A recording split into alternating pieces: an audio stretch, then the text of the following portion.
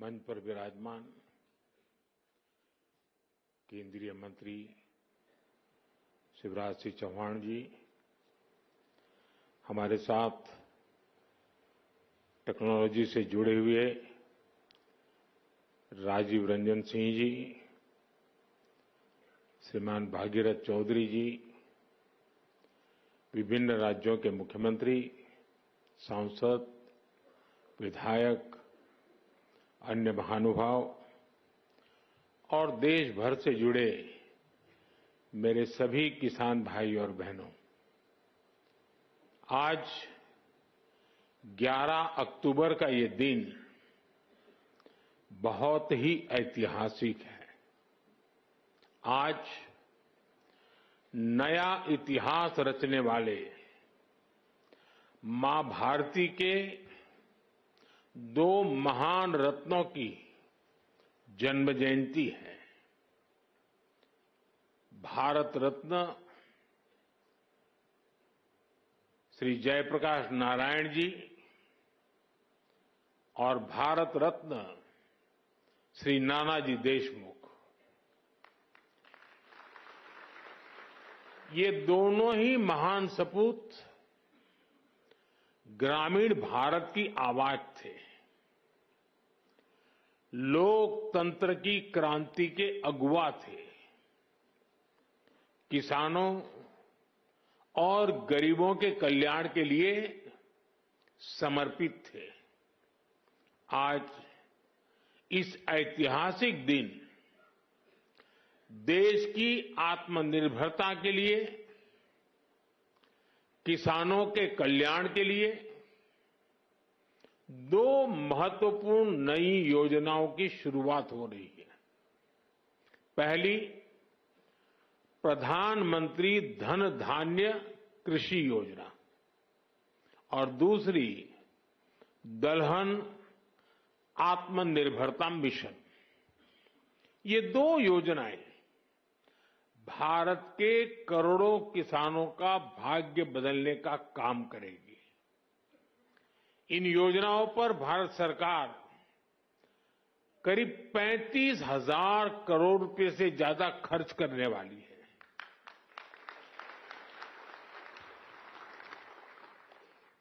मैं सभी किसान साथियों को पीएम धन धान्य कृषि योजना और दलहन आत्मनिर्भरता मिशन के लिए बहुत बहुत बधाई देता हूं। साथियों, खेती और किसानी हमेशा से हमारी विकास यात्रा का एक प्रमुख हिस्सा रही है। बहुत जरूरी होता है कि बदलते समय के साथ खेती किसानी को सरकार का सहयोग मिलता रहे, लेकिन दुर्भाग्य से पहले की सरकारों ने खेती किसानी को अपने हाल पर ही छोड़ दिया था।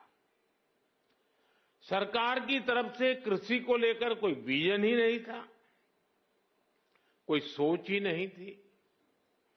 खेती से जुड़े अलग अलग सरकारी विभाग भी अपने अपने तरीके से काम करते थे और इस वजह से भारत की कृषि व्यवस्था लगातार कमजोर होती जा रही थी। 21वीं सदी के भारत को तेज विकास के लिए अपनी कृषि व्यवस्था में भी सुधार करना आवश्यक था और इसकी शुरुआत हुई 2014 के बाद से। हमने खेती को लेकर पुरानी सरकारों के लापरवाह रवैये को बदल दिया। हमने आप सभी किसानों के लिए, उनके हित में बीज से लेकर बाजार तक अनगिनत रिफॉर्म किए, सुधार किए। इसके परिणाम आज हमारे सामने है। बीते 11 वर्षों में भारत का कृषि निर्यात करीब करीब 2 गुना हो गया।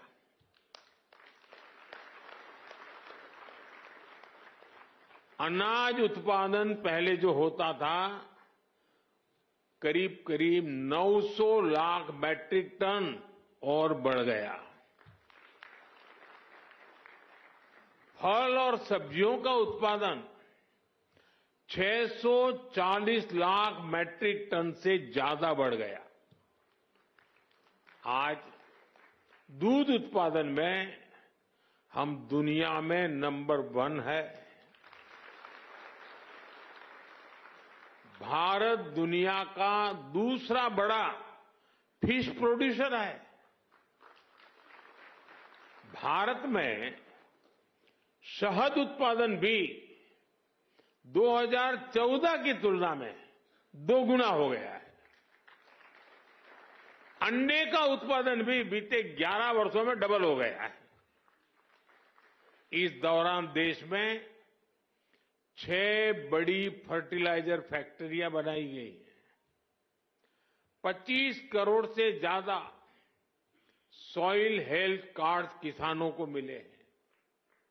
100 लाख हेक्टेयर में सूक्ष्म सिंचाई की सुविधा पहुंची है।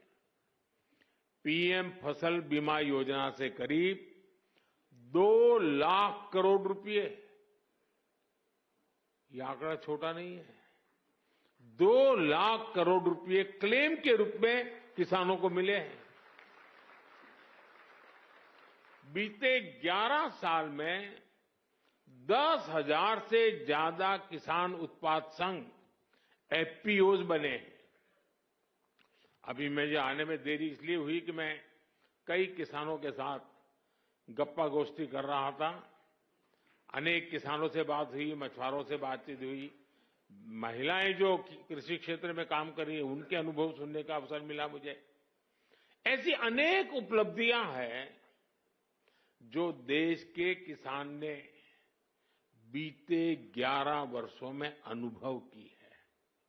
लेकिन साथियों, आज देश का मिजाज ऐसा बन गया है कि वो कुछ उपलब्धियों से ही संतुष्ट नहीं होता है। हमें विकसित बनता है तो फिर हर क्षेत्र में लगातार बेहतर करते ही रहना होगा, सुधार करना ही करना होगा। इसी सोच का परिणाम है पीएम धन धान्य कृषि योजना।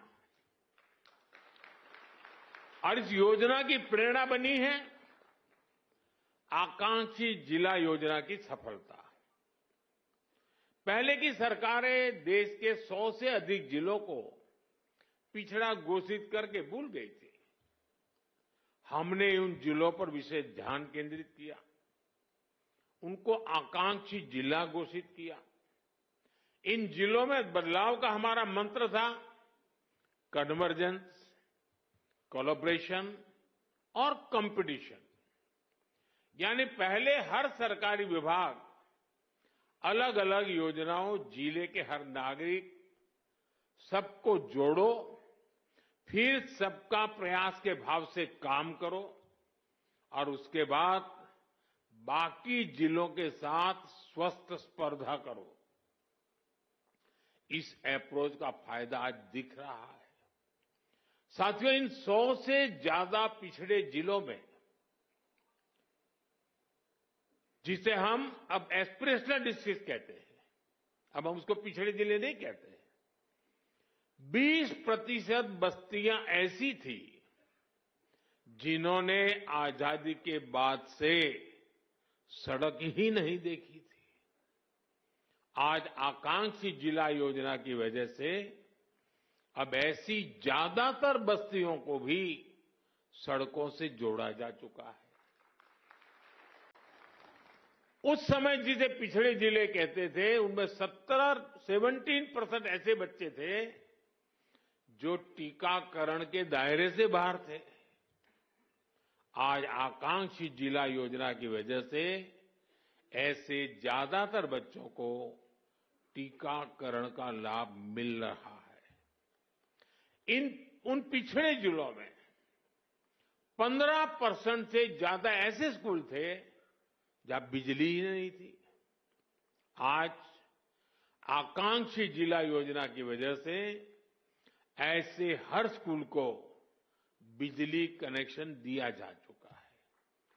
साथियों, जब वंचितों को वरीयता मिलती है, पिछड़ों को प्राथमिकता मिलती है, तो उसके नतीजे भी बहुत अच्छे मिलते हैं। आज आकांक्षी जिलों में माता मृत्यु दर कम हुई है, बच्चों का स्वास्थ्य सुधरा है, पढ़ाई का स्तर सुधरा है। कितने ही पैरामीटर्स में ये जिले अब अन्य जिलों से बेहतर कर रहे हैं। साथियों, अब इसी मॉडल पर हम खेती के मामले में पिछड़े देश के 100 जिलों का, जो खेती के क्षेत्र में, बाकी चीजों में आगे होंगे, ऐसे 100 जिलों का हम विकास करना चाहते हैं, उस पर ध्यान केंद्रित करके काम करना चाहते हैं। पीएम धन धान्य कृषि योजना की प्रेरणा वही आकांक्षी जिलों का मॉडल है। इस योजना के लिए 100 जिलों का चयन बहुत सोच समझकर किया गया है। 3 पैरामीटर्स पर इन जिलों का चुनाव किया गया है। पहला, खेत से कितनी पैदावार होती है। दूसरा, एक खेत में कितनी बार खेती होती है। और तीसरा, किसानों को लोन या निवेश की कोई सुविधा है, और है तो कितनी मात्रा में है। साथियों, हमने अक्सर 36 के आंकड़े की चर्चा सुनी है। हम बार बार कहते हैं उनके बीच तो 36 का आंकड़ा है, लेकिन हर चीज को हम चुनौती देते हैं, उसको उल्टा करते हैं। इस योजना में हम सरकार की 36 योजनाओं को एक साथ जोड़ रहे हैं। जैसे प्राकृतिक खेती पर राष्ट्रीय मिशन है, सिंचाई के लिए पर ड्रॉप मोर क्रॉप अभियान है,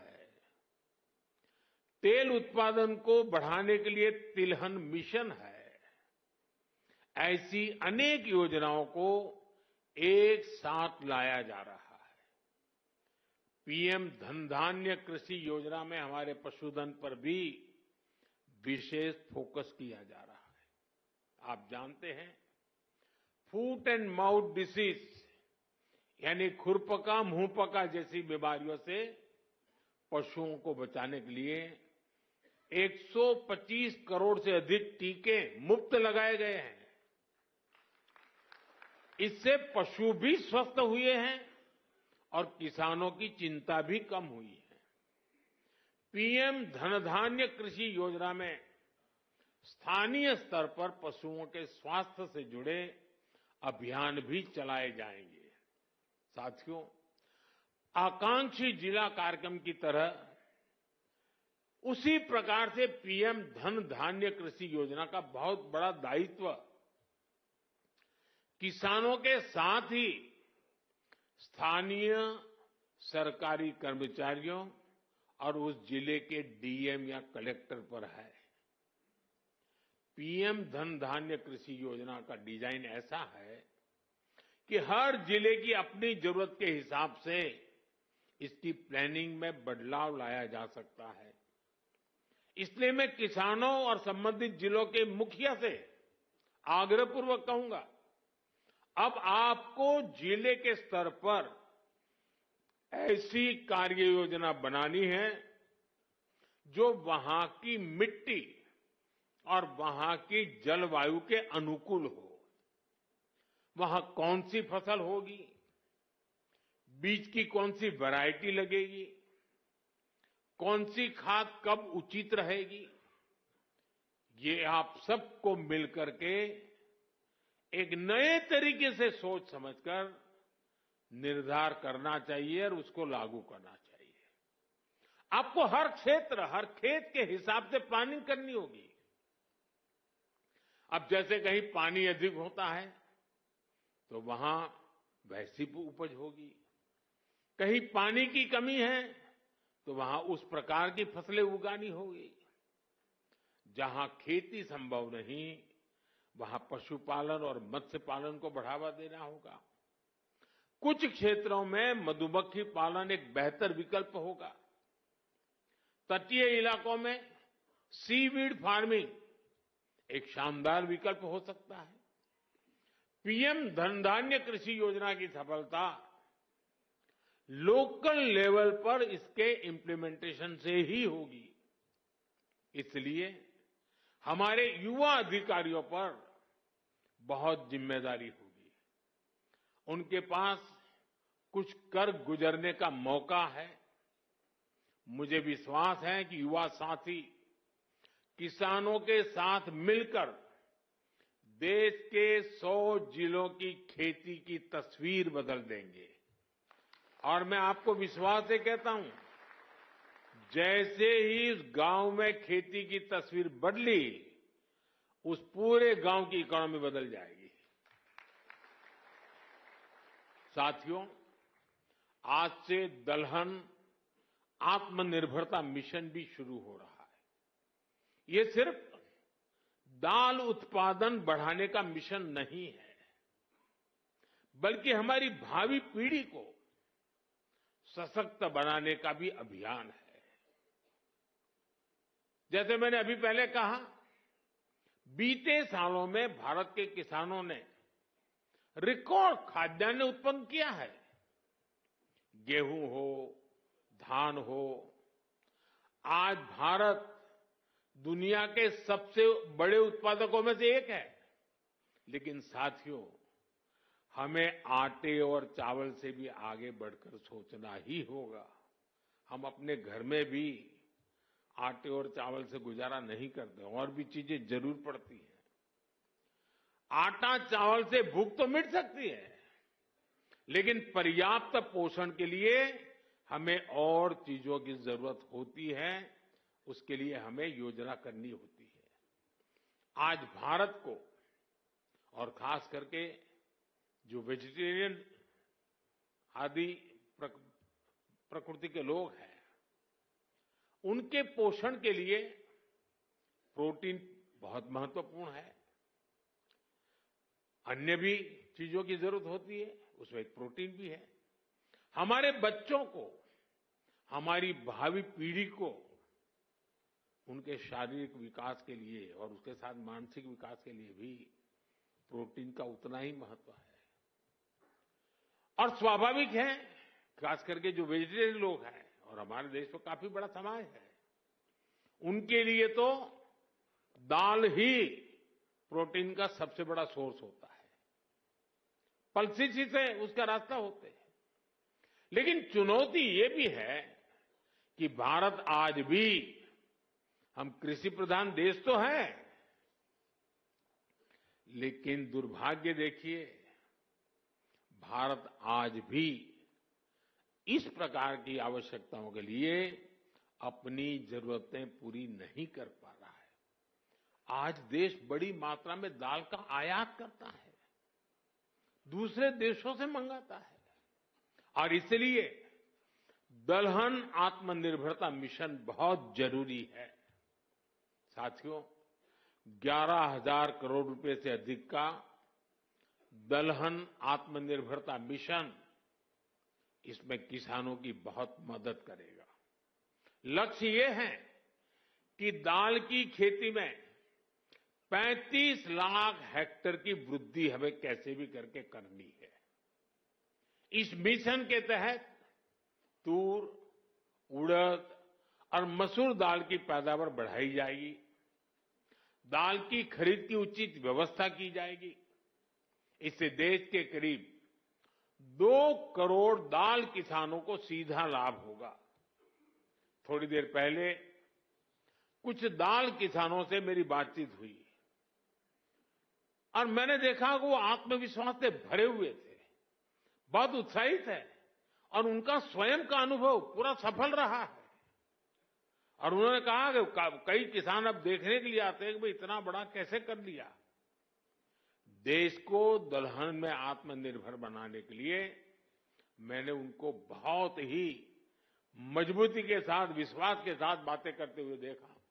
साथियों, मैंने लाल किले से विकसित भारत के 4 मजबूत स्तंभों की चर्चा की है। इन 4 स्तंभों में आप मेरे सभी किसान साथी, हमारे सबसे अन्नदाता हमारे एक मजबूत स्तंभ है। बीते 11 वर्षों से सरकार का निरंतर प्रयास रहा है कि किसान सशक्त हो, खेती पर ज्यादा निवेश हो। हमारी ये प्राथमिकता खेती के बजट में भी दिखती है। बीते 11 वर्षों में खेती का बजट करीब 6 गुना बढ़ गया है। इस बढ़े हुए बजट का सबसे अधिक फायदा हमारे छोटे किसानों को हुआ है। मैं आपको एक उदाहरण देता हूं। आपको पता है कि भारत अपने किसानों को खाद पर सब्सिडी देता है। कांग्रेस सरकार ने अपने 10 साल में खाद पर 5 लाख करोड़ रुपए की सब्सिडी दी थी। मेरे आने से पहले 10 साल में 5 लाख करोड़। हमारी सरकार ने, भाजपा एनडीए की सरकार ने पिछले 10 साल में खाद में जो सब्सिडी है वो 13 लाख करोड़ रुपए से ज्यादा दी है। साथियों, कांग्रेस सरकार एक साल में खेती पर जितना खर्च करती थी, एक साल में खेती पर जो खर्च होता था, उतना तो बीजेपी एनडीए की सरकार एक बार में पीएम किसान सम्मान निधि के रूप में किसानों के बैंक खाते में जमा कर देते हैं। अब तक 3,75,000 करोड़ रुपए सीधे पीएम किसान सम्मान निधि के आपके बैंक खातों में भेजे जा चुके हैं। साथियों, किसानों की आय बढ़ाने के लिए हमारी सरकार पारंपरिक खेती से भी आगे विकल्प उन्हें दे रही है। इसलिए पशुपालन, मछली पालन, मधुमक्खी पालन भी, उनके पर भी अतिरिक्त आय के लिए बल दिया जा रहा है। इससे छोटे किसानों को, भूमिहीन परिवारों को भी ताकत मिलती है और इसका फायदा देश के किसान उठा रहे हैं। अब जैसे शहद उत्पादन का सेक्टर है, 11 वर्ष पहले जितना शहद भारत में पैदा होता था, आज उसका करीब करीब 2 गुना शहद उत्पादन भारत में होता है। 6-7 साल पहले करीब 450 करोड़ रुपए शहद हम एक्सपोर्ट करते थे, 450 करोड़ रुपए का। लेकिन पिछले साल 1500 करोड़ रुपए से अधिक का शहद विदेशों को निर्यात हुआ है। ये 3 गुना अधिक पैसा हमारे किसानों को ही तो मिला है। साथियों, गांव की समृद्धि और खेती को आधुनिक बनाने में आज हमारी बहनों की भागीदारी निरंतर बढ़ रही है। अभी एक देवी जी से मेरी बात हो रही थी, वो राजस्थान से थी। वो अपना स्वयं सहायता समूह से जुड़ी। वो मुझे कह रही है कि आज उनके मेंबर 90,000 है, 90,000। कितना बड़ा काम किया होगा। एक डॉक्टर बहन मिली, स्वयं पढ़ी लिखी डॉक्टर है, लेकिन अब पशुपालन में उसमें लग गई है। देखिए, खेत में फसल का काम हो या फिर पशुपालन, आज गांव की बेटियों के लिए अवसर ही अवसर है। देश भर में 3 करोड़ लखपति दीदियां बनाने का जो अभियान है, उससे खेती को बहुत मदद मिल रही है। आज गांवों में नमो ड्रोन दीदियां खाद और कीटनाशक छिड़काव के आधुनिक तरीकों का नेतृत्व कर रही है। इससे नमो ड्रोन दीदियों को हजारों करोड़ रुपए की कमाई हो रही है। इसी तरह खेती की लागत कम करने में भी बहनों की भूमिका बढ़ रही है। किसान प्राकृतिक खेती से जुड़े, इसके लिए देश में 17,000 से अधिक ऐसे क्लस्टर बनाए गए हैं जो जरूरी मदद देते हैं। करीब 70,000 कृषि सखियां प्राकृतिक खेती को लेकर जरूरी मार्गदर्शन किसानों को देने के लिए तैयार है। साथियों, हमारा प्रयास हर किसान, हर पशुपालक का खर्च कम करना और लाभ ज्यादा देने का है। अभी जो जीएसटी में नया सुधार हुआ है, अभी शिवराज जी बड़े उत्साह से उसकी बात कर रहे थे, इसका भी बहुत अधिक फायदा गांवों के लोगों को, किसानों, पशुपालकों को हुआ है। अभी जो बाजार में से खबरें आ रही हैं, वो बताती हैं कि त्योहारों के इस सीजन में किसान बड़ी संख्या में ट्रैक्टर खरीद रहे हैं, क्योंकि ट्रैक्टर और भी सस्ते हुए हैं। जब देश में कांग्रेस सरकार थी तो किसान को हर चीज महंगी पड़ती थी। अब ट्रैक्टर ही देखिए, एक ट्रैक्टर पर कांग्रेस की सरकार 70,000 रुपये का टैक्स लेती थी। वहीं जीएसटी में नए सुधार के बाद वही ट्रैक्टर में सीधे करीब 40,000 रुपये सस्ता हो गया है। साथियों, किसानों के उपयोग की बाकी मशीनों पर भी जीएसटी बहुत कम किया गया है। जैसे धान रोपने की मशीन है, उस पर 15,000 रुपये की बचत होगी।